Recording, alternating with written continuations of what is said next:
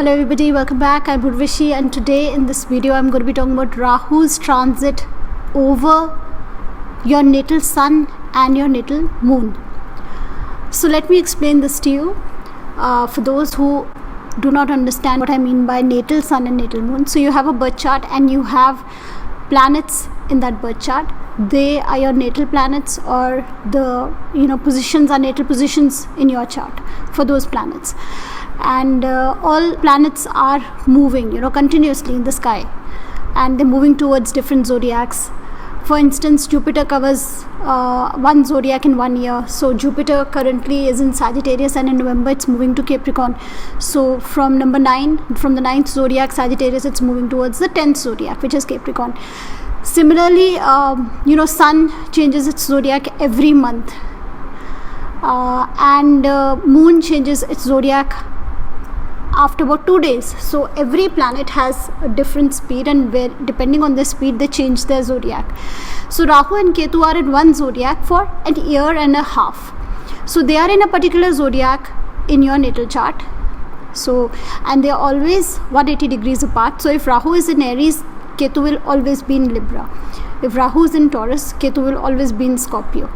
So in your chart they would be in a 180 degree axis in two zodiacs. They would be covering two zodiacs, but that is your natal chart, and you will have sun in a particular zodiac in your natal chart, moon, Mars, Venus, Mercury, all the planets. But in transit, these planets are continuously moving, continuously changing their zodiacs. Rahu is now moving into the sign of Taurus, and Ketu will now move to the sign of Scorpio. For the last year and a half they were in Gemini and Sagittarius. So after Taurus, Scorpio, because Rahu and Ketu move backwards, so from Taurus it will move to Aries, Ketu from Scorpio will move to Libra. The other 7 planets are moving forward always. Rahu, Ketu are moving backwards, and they are covering a zodiac in a year and a half. Now on the 23rd of September, this change is going to happen. They're going to move towards Taurus and Scorpio, and then they will move after a year and a half to Aries and Libra, and then Pisces and Virgo, that way. And this transiting Rahu moving over those natal planets, this change of this Rahu in transit right now coming over a house where you have a planet in your birth chart is what I am talking about. This is one of the many things that are happening in the sky. This is going to definitely be felt by you. Now I will start with sun. In this video I'm going to be talking about sun and moon, and then I will do Mercury, Venus later, and then Saturn and Mars after that. And then of course I'll also talk about Rahu and Ketu as well. So sun and moon in this video, let's suppose your sun could be in any sign for that matter whenever you're watching this video, and Rahu in transit comes over the sun. So what is sun? Sun for you is your soul, it's your health. Sun is knowledge, sun is vision, your ability to see, light. Sun is your father, sun is government, boss, authority, your skeleton system, your vitality, your health, and a lot many other things, rules and regulations also, the sun. And status and power and position, how much status and power you have is seen from the sun in your birth chart. How much status and power is promised for you, and how do you react to authority, what kind of a relationship you have with your father, or what kind of vitality or health you have, is all seen from the sun. Now when Rahu comes over the sun in transit, what is Rahu? Rahu wants to be the sun. Rahu wants power and status. That is why Rahu eclipses the sun. So Rahu is very, very happy coming over the sun. It wants to be the sun, and it feels the sun is not doing a good enough job.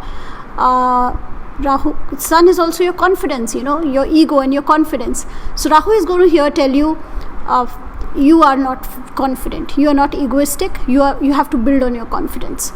So what Rahu will do is, Rahu will take over the role of the sun. Rahu will expand that sun, expand your confidence, boost your confidence, boost your ego, and you will start aiming for big things. You will start aiming for that promotion that you may have always felt that you do not deserve, or it's way beyond you. So in these kind of transits, whenever I've seen Rahu comes over the sun, many a times people go for those options in life which they may not have considered. Jobs which they may have considered were beyond them, salary packages which they may have considered beyond them, status and position and responsibility and authority which they may have considered beyond them. Now they will aim for those things. So they will start applying for better jobs, they will start applying for better opportunities, they will aim for those status and position and authority positions. And in the process, because Rahu is what? Rahu breaks all barriers. Rahu breaks all taboos. We always try and follow certain rules and regulations. Sun is structure. Sun is rules and regulation. And Rahu, like I said, it's always moving in the opposite direction. Sun is the king of this planetary cabinet, and Sun always moves direct. And the other planets are all supposed to be moving direct with the Sun. But certain planets we've noticed in our chart, they are retrograde. They are following Rahu. To understand this, I'm going to give you a link below in the description. I'll try and give it here also above, where you can see what retrograde planets and how they are following Rahu. So now Sun is the king of the cabinet, authority, rules and regulations. So usually we want to all follow the Sun. But now when Rahu comes and Rahu is kind of eclipsing the Sun, Rahu will tell you what rules and regulations. Let's go the other way. Let's do things, let's take the shortcut. We want that fame, we want status and position, we want to be bigger than you can think of, bigger than your confidence, bigger than your ego. So Rahu is going to expand your ego, your confidence, but it's going to tell you, why this way, why just this way? Let's do something else. Let's take the shorter path. Let's take the easier path. Let's take the quicker path. Let's break certain rules and regulations. Let's break certain norms.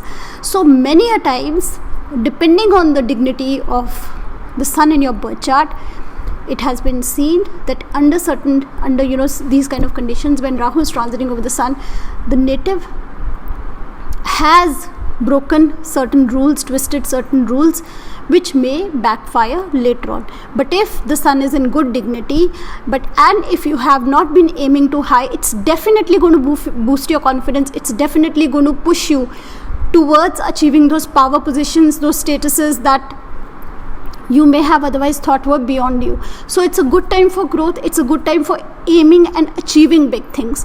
Your confidence will be boosted. You will grow. And if the Sun is in bad dignity, and if Rahu really overpowers this energy here, then you may also have the tendency to break rules and regulations. Even small things like, okay, fine, let's reach there quickly, let's just go there quickly, and let's just quickly do this. You may just be breaking traffic rules, traffic signals. So from small things like that to bigger rules and regulations, maybe even in your office, to achieve certain status and position. Also, I've seen Rahu transiting over the Sun. This could be trouble to your father's health. This could be trouble with authority, because you would want to do everything quickly. You would want to break the rules and regulations to achieve things quickly. So that quickly thing may get you into trouble, but the confidence boosting is the good part. So you will aim for bigger things in life, but be careful about what kind of rules and regulations break, what kind of relationship you have with your father. There could be communication issues, there could be gaps with your father. Your father could have to have certain health issues that may not even be diagnosed. You may not come to know what is the issue. It could be a hidden issue, and there could be a lot of confusion about it, and there could be some suffering involved here also. So problems with authority figures, if the Sun is not in a good dignity, problem there. Problem to father. Your own health, if there are if there are bad indications, your own health can also suffer.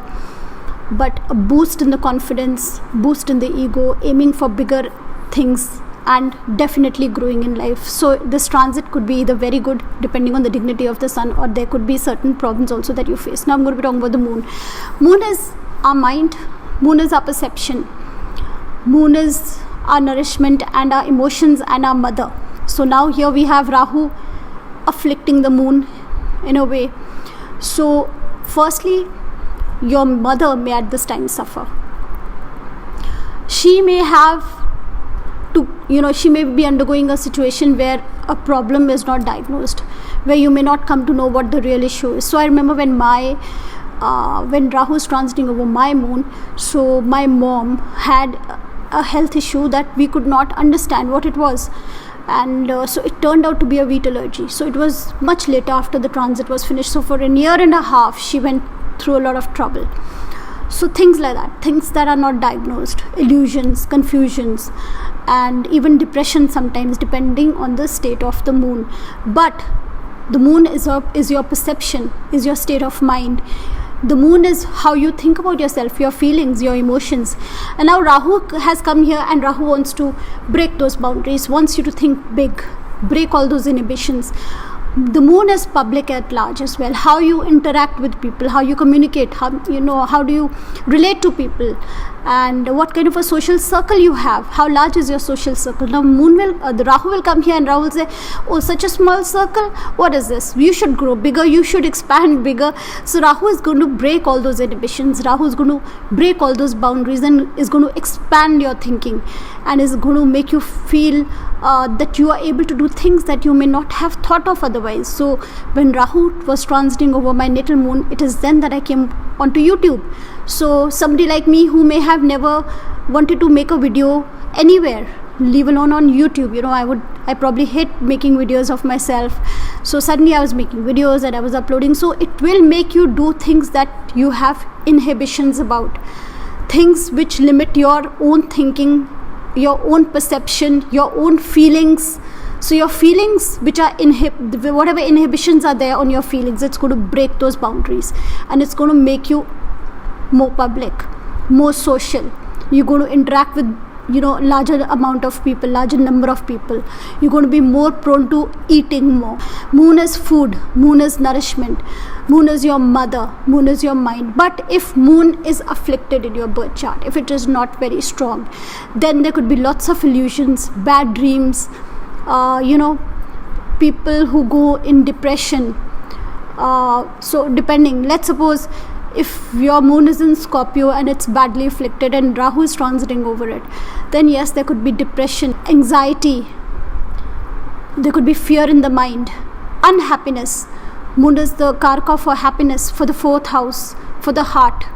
There could be a lot of disturbance at home. There could be a lot of disturbance in your peace of mind, in your happiness, and you may feel fear and anxiety. So all depends on how moon is in your chart. If your moon is strong, if your moon is well placed, then whatever inhibitions you have, whatever your emotions are, it's going to expand your emotions.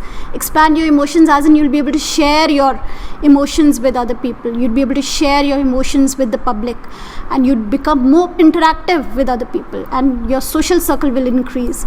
Your ability to nurture others will increase. Your ability to feel for others will increase.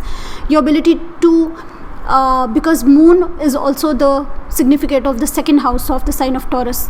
So your ability to earn wealth will increase.